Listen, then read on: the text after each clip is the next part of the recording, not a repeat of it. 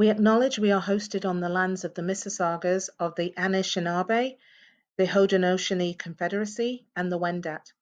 We also recognize the enduring presence of all First Nations, Métis, and Inuit peoples. Welcome to Tips and Tricks for Helping Children Return to School. My name is Afshan Siddiqui. I am a psychologist with the TDSP.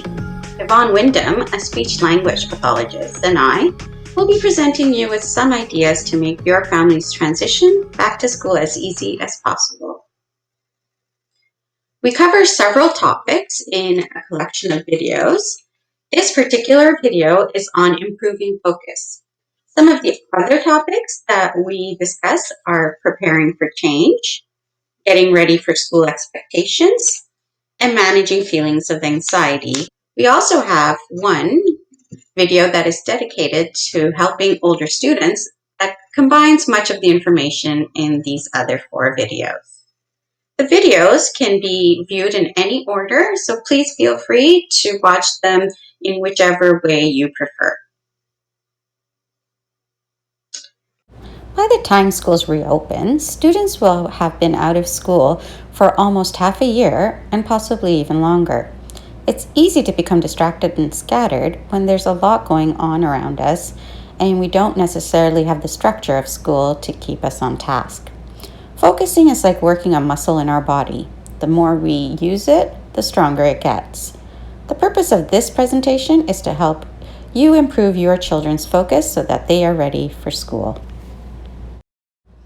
One way to strengthen our attention muscles is through mindfulness.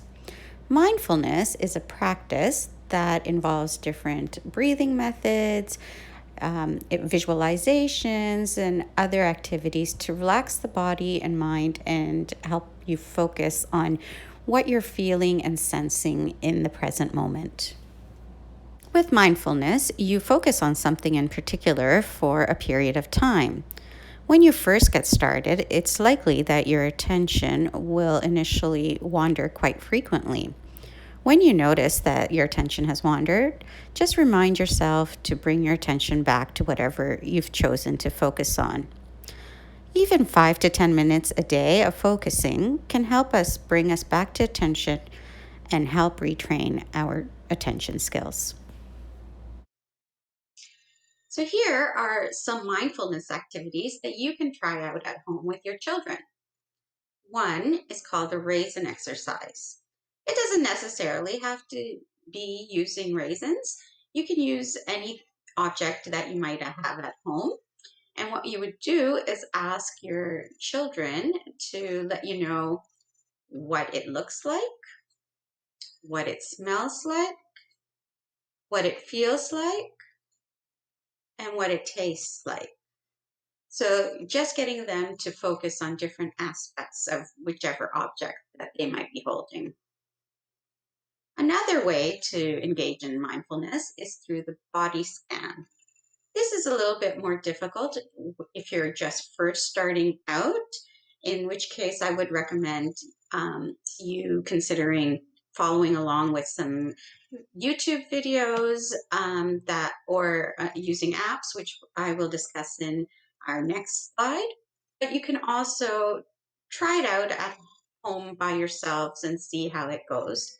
Basically, what you would be doing is lying or sitting comfortably and then systematically focusing on each part of the body. So either starting with the feet and then working your way up to the head, or starting with the head and working your way to the feet and just focusing part by part on each part of the body and noticing how you're feeling in that part of the body, whether you're tense or relaxed. Another popular way of practicing mindfulness is through focusing on your breath. You would focus on how the breath goes in and out through the rise and fall of your belly or chest. You can do that by placing your hand on your belly or chest to physically feel the breath going in and out. And then you would breathe deeply for a minute or two. Another exercise is the 5 senses exercise. And here you would ask your children to name 5 things they see, 4 things they hear, 3 things they feel, 2 things they smell, and 1 thing they taste. Here are some other ideas for practicing mindfulness. You can use some apps. Many are free or have free exercises available within them. We have a couple examples here for you. There's Calm and My Life Meditation, which was previously known as Stop, Breathe, and Think. There's also many YouTube videos available. You should consider Googling to see if you can find ones that you would like to share with your children. Here are a couple that you might be interested in. So I'll just click through and give you an example of what they look like. This particular one is a 2-minute video on mindful breathing.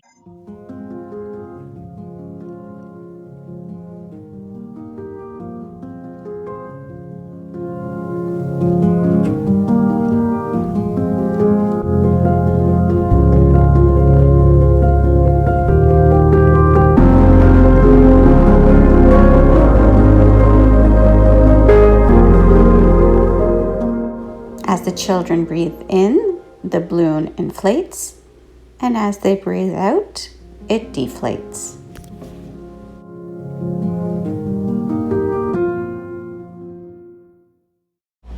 This YouTube video has many different activities. This one is called finger breathing. The children are asked to use their fingers and breathe in as they go up a finger and breathe out as they go down the finger. This activity is on settling our thoughts. The snowflakes represent our thoughts, and we can settle them through mindful breathing. With this next activity called the listening game, the children are asked to listen to the sound of a bell as it fades and keep listening until they can no longer hear it anymore. In the counting breaths activity, children are asked to count their breaths. Finally, with visualization, they are led through a visualization exercise. Let's take a few minutes to practice some mindfulness.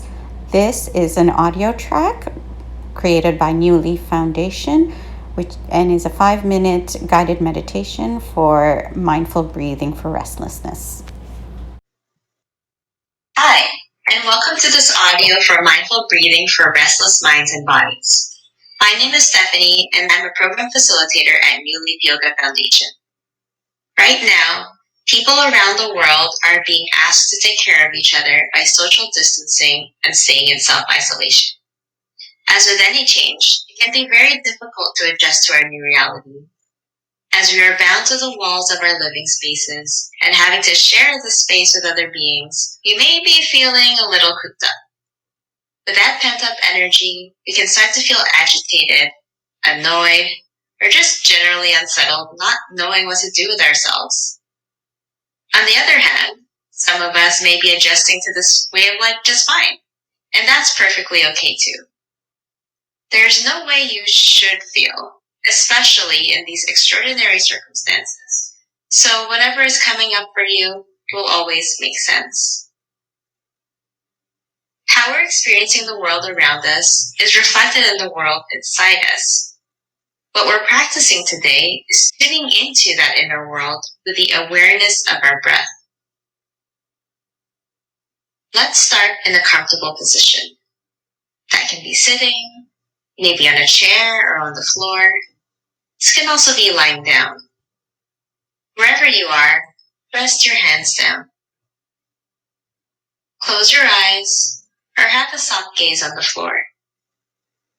What that means is we're looking at the ground, but without having super focus on any one point. Soften the space between the brows. Let the eyes be light. Relax your shoulders. We're going to begin with 3 breaths.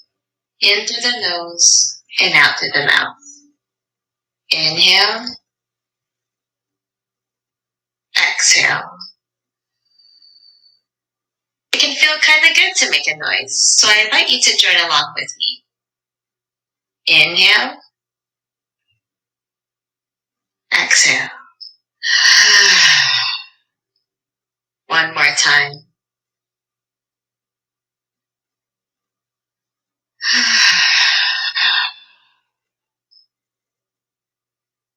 Return now to normal breathing. In and out through the nose. Notice where the breath is in your body. Is it in your chest? In your stomach? Maybe place your right hand on your heart and your left hand on your belly to help locate the breath. If you could use a couple of words to describe your breath, what might they be? Is it staggered? Shallow? Is it spacious? Open? Place one hand on your heart and the other hand on top of that. Take note of the sensations of holding your heart for a moment. Notice the weight of the hands, the temperature, the pumping of your heartbeat beneath them. Take 5 mindful breaths at your own pace, in and out through the nose.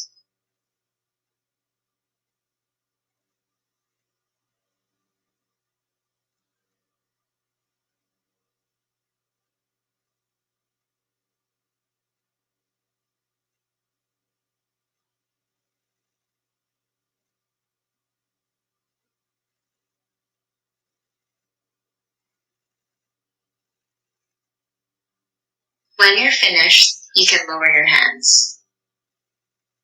Let's do another check-in. Where's the breath in your body now? What words would you use to describe your breath? And finally, how does it feel to be in your body? Do you feel calm, energized? Maybe you feel annoyed or bored, and all of that is okay. So hopefully that gives you an idea of what mindfulness practice can look like. Another great way to work on improving attention and focus is through physical activity. Doing some physical activity throughout the day can actually give our brains a break, and it will help us to stay focused. Moving before we start working on something can also burn off some energy and allow your child's brain to come back to the focus point and they can start working. Some ideas for physical activity could be just going for a walk, marching or running on the spot, playing a game like basketball or throwing a ball on the wall. They could also play catch with someone or do some exercises like push-ups. They could walk around the home or run up and down the stairs. Even stretching will help. Why not ask your children for other fun ideas for physical activities? Maybe they can let you know what really works for them.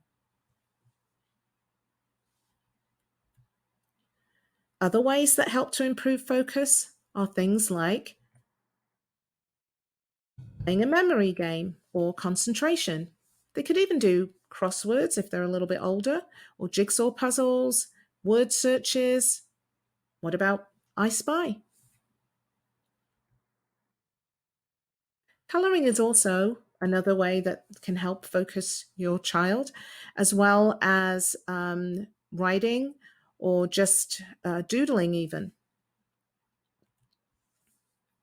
Some children find listening to calming music helps them to focus.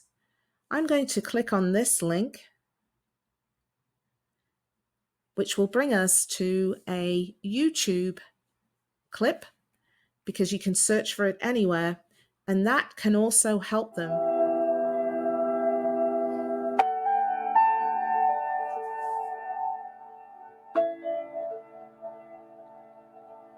Also, if your child gets good sleep, this is really going to help to improve their focus.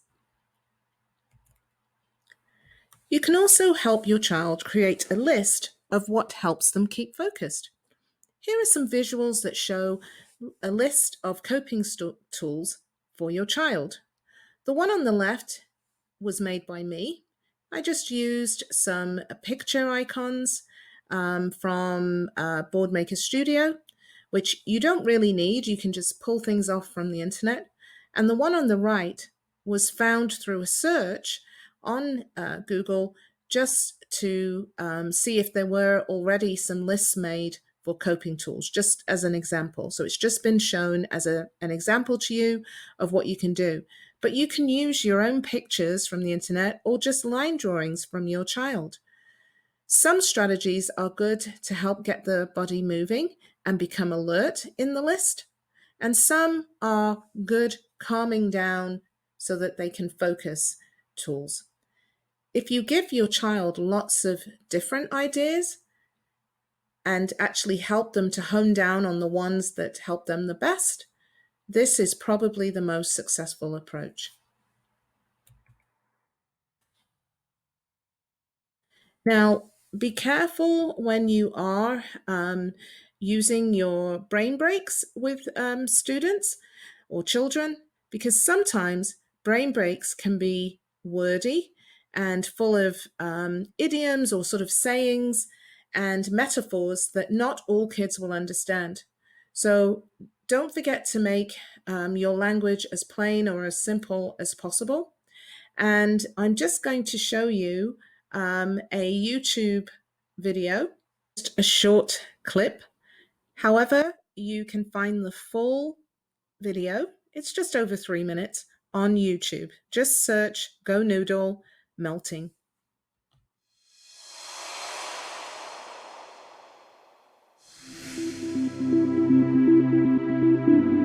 Melting, melting, melting. We all have those moments when we freeze. We can't move. We can't think. But with practice, we can get good at melting that frozen feeling. Let's freeze up and then melt. Stand up in a spot with a little space around you. Cross your arms and hold your shoulders with your hands. Carefully tuck your chin down and in. Tighten as many muscles in your body as you can. So here are the things to remember from this particular video. Easy to become distracted, especially when there's no school that will help structure and keep our children stay focused. Practicing focus skills for a short period of time each day can help improve them. Some good ways to help improve focus are through mindfulness activities and physical exercise, as well as some mental games. There are many ways to improve focus overall. Talk to your children and find what works for your family. Thanks for watching our video on improving focus. We hope that these ideas help you and your family, and that you will consider watching some of our other videos for more information. Thanks again.